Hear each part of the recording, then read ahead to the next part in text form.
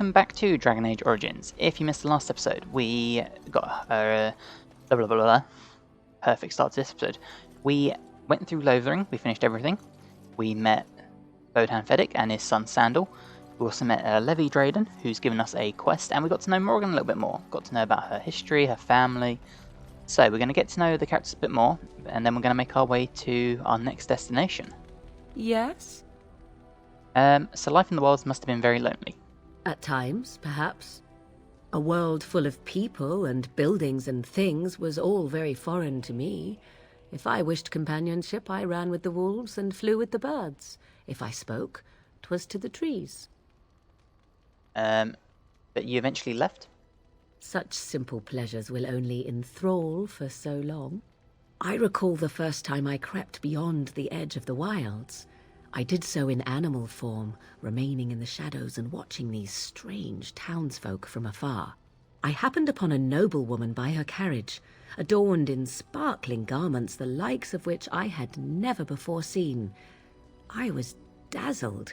This, to me, seemed what true wealth and beauty must be. I snuck up behind her and stole a hand mirror from the carriage. 'Twas encrusted in gold and crystalline gemstones, and I hugged it to my chest with delight as I sped back to the wilds. I can't imagine Flemeth was pleased. She was not. Flemeth was furious with me. I was a child and had not yet come into my full power, and I had risked discovery for the sake of a pretty bauble. To teach me a lesson, Flemeth took the mirror and smashed it upon the ground. I was heartbroken. But you were just a child. And a foolish one. Flemeth was right to break me of my fascination. Beauty and love are fleeting and have no meaning. Survival has meaning. Power has meaning. Without those lessons, I would not be here today, as difficult as they might have been. They made you stronger, didn't they? They did indeed. To return to your original question, perhaps my time in the wilds was indeed lonely, but such was how it had to be. I find myself at times wondering what might have become of the girl with the beautiful golden mirror, but such fantasies have no place amidst reality. There you go, more approval. Yes? I'd like to ask you something personal. We are in camp, so 'tis as good a time as any. Glad you agree. Oh. Okay, I didn't realise we got to that point, but this was the route we're going to go down. So this is how I used to play it. So, this is our first romance option. So, when in Rome. What's this? 'Tis a rather odd discussion you seem to desire, leaning in so closely. Do you object? Not unless you stop.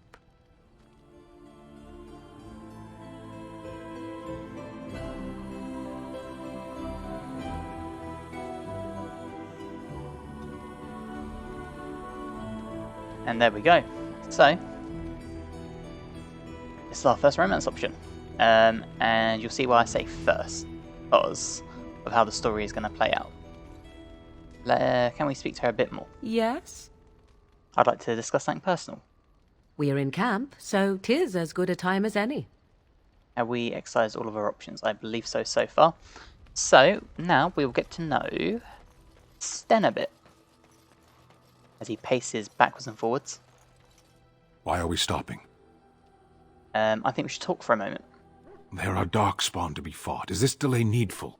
I love Sten so much. Are you alright? You're in that cage for weeks. You are concerned. No need. I am fit enough to fight. I've never seen a Canary before. Tell me about your people. No. Please? People are not simple. They cannot be summarized for easy reference in the manner of, the elves are a lithe, pointy-eared people who excel at poverty. Ouch. You said you were in the army. I am. Have you ever fought in a war? I have always fought in war, human. What do you mean by that? My people have been at war since the moment we set foot in the Northern Islands. So the Canary don't come from the islands? We do now. Where did you come from before? Somewhere else. He's like pulling teeth, and I love that so much about him. Are you always this bad about answering questions? Generally. I do not see how this matters. Seheron and Parvolan are distant. Ferelden and the Darkspawn are immediate. What's your hurry? What a strange language you speak. You say hurry, where I would say duty. It's not your duty to handle the blight, though. No, it is yours, and you are chatting with me instead. I love him so much. As you wish. He approves, though. Yes. What were you doing in that cage? Sitting, as you observed. Very funny. No, I'm going to go with cute. You're the silent type, I see. Your grasp of the obvious is remarkable. Are you going to answer my question? No, actually, you don't like me much, do you? Warden, if I truly disliked you, I would leave. That I am still here, you may interpret however you choose. Are you going to answer my question? I did. Parshera, was there anything else? I have a question. I am hardly surprised. Why did you come to Ferelden? To answer a question. What was the question? The Arishok asked what is the Blight. By his curiosity, I am now here. Don't you have to report back then? Yes. So what are you still doing here then? I cannot go home. Why not? It doesn't matter now. Can we move on? We keep the Darkspawn waiting. And there you go, see, slowly breaking him down. I want to discuss something you mentioned. Speak then. I guess I don't. Then I suggest we move on. I am hardly surprised. Wrong button. Wrong button. Very well. Let's go. As you wish. Okay, very quick conversation. But here, Bruce, +7. Let's speak to Leliana. Yes? I'd like to talk. Well, here I am. Here you are. This vision of yours. I knew this would come up sooner or later. I don't know how to explain, but I had a dream. In it, there was an impenetrable darkness. It was so dense, so real. And there was a noise, a terrible, ungodly noise. I stood on a peak and watched as the darkness consumed everything. And when the storm swallowed the last of the sun's light, I fell, and the darkness drew me in.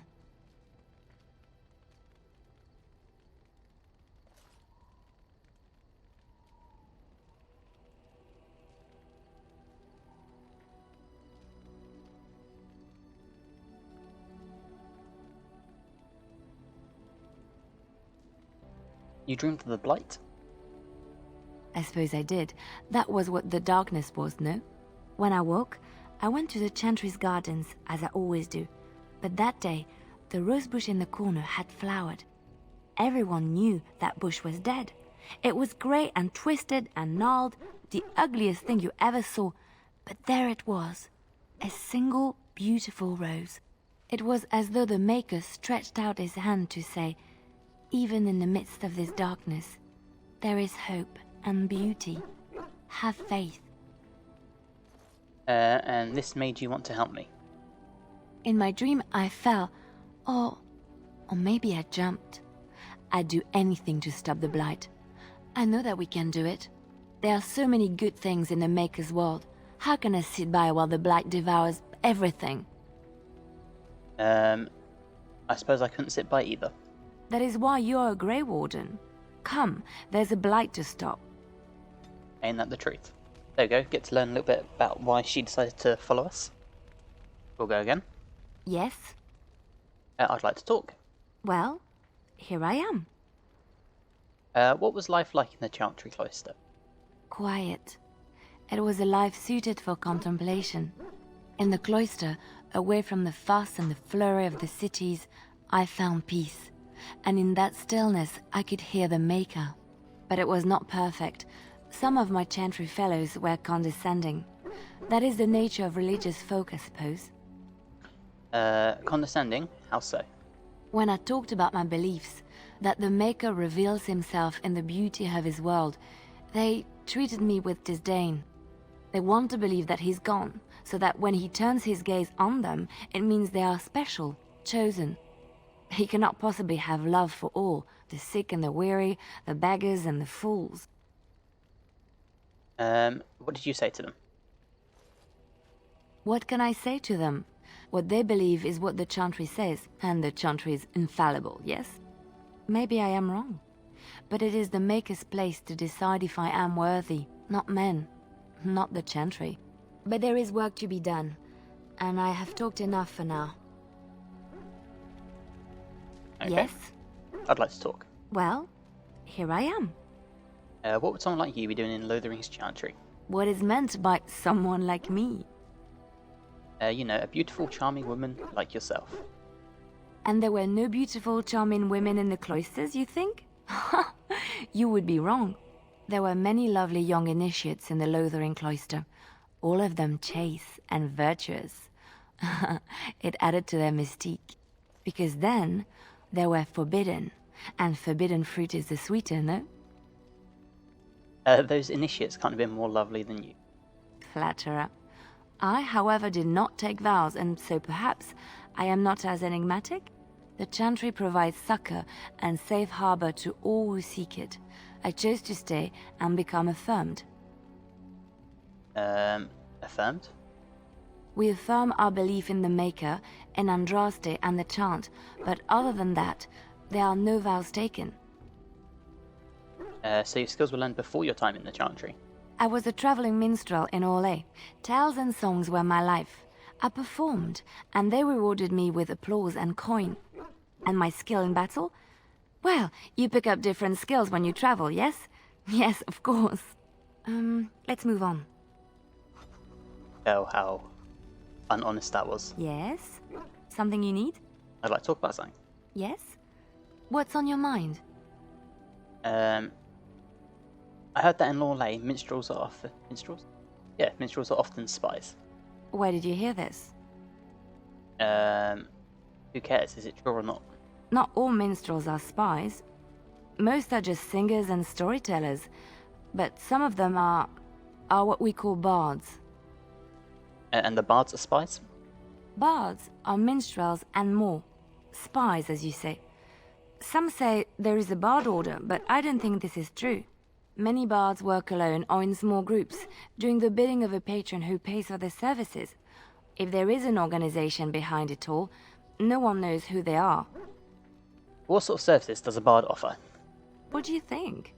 They infiltrate, steal, sometimes assassinate? It depends on the bard.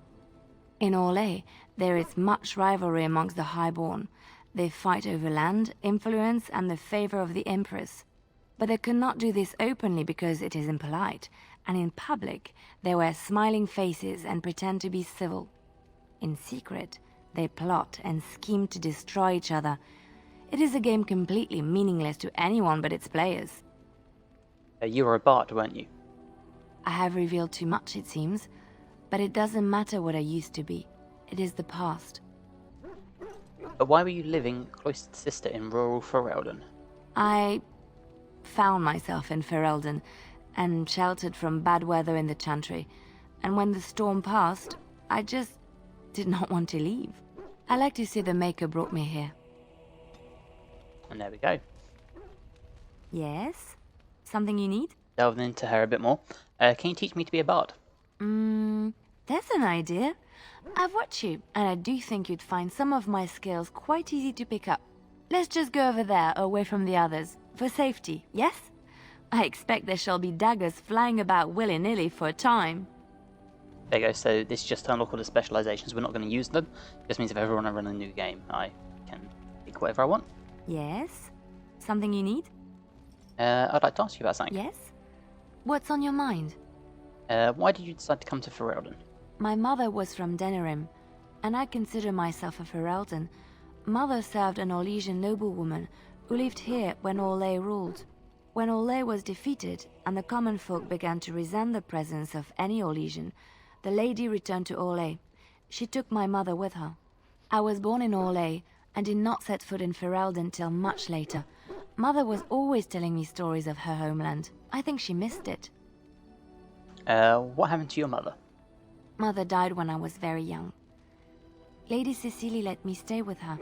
I had no one else. She was quite old then, and she had me study music and dance to entertain her. It is unfair that I have more memories of Cecily than my mother. You remember nothing of your mother. Strangely, the only thing I really remember of Mother was her scent. She kept dried flowers in her closet amongst her clothes. Small white Ferelden wildflowers with a sweet fragrance. Mother called them Andraste's Grace. They were very rare in Orlais. But enough about that. Let us move on. Okay. Let's go. In fact, you know what? We will do this quick. So, inventory. These gifts we have, where are they? These to save some space. So we can actually give these to companions. And they'll increase our approval with each other. Okay, so the golden rope necklace. Oh, let's not pick the wrong thing. The golden rope necklace is for Morrigan. I am There you go. grateful. So see, It is thoughtful indeed. if they enjoy the gift, they basically get higher approval from it. So, what else do we have? The small carved statuette. I believe that is for Alistair. There we go. Small carved statuette. I could get used to this, you know. Sure you could. Leliana, of course, she's religious. The bronze symbol of Andraste. That's a wonderful thought. I don't know what to say. You are very welcome. Okay, these are for a companion we will soon get. And then these are 3 generic ones, which we'll save for now until we need to raise someone's approval that we don't do so well with. But for now, guys, thank you for watching. That will be the end of the episode. So if you have liked it, please like the video, subscribe to the channel if you want to see more. And hopefully, I'll see you in the next one. Bye, guys.